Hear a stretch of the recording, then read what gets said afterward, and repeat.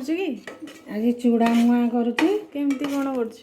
गुड़ फास्ट गुड़ पकई तापर टिके गुड़ हो गला पर बादाम पकईली सी एबे ताको पानी रे देखली से जेतेबेले सूता भलिया हो गला ताको आनी एबे चूड़ा पकईबी ଏବେ କ'ଣ ଚୁଡ଼ା ପକେଇବି?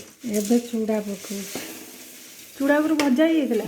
आगुर भाजी की चूड़ा थोईथिली एबे चूड़ा पकई ता घांटुची आ ଆମର ये ଚୁଡ଼ା ମୁଆଁ ହଉ ହଉ ये ଚୁଡ଼ା ଉଖୁଡ଼ାରେ ପ୍ରସ୍ତୁତ ହେଇଯାଇଛି।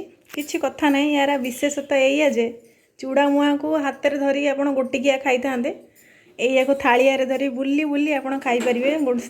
ଜିନିଷ ହେଉଛି ସେମ୍। ଆଉ ମୋ ମମି ଚୁଡ଼ା ମୁଆଁରୁ ତାକୁ ଚୁଡ଼ା ଉଖୁଡ଼ା କରି ଥୋଇ ଦେଇଛନ୍ତି, ଆପଣ ଦେଖିପାରନ୍ତି। ଖାଇବାକୁ ହେଲେ ବହୁତ ଟେଷ୍ଟି ଲାଗୁଛି।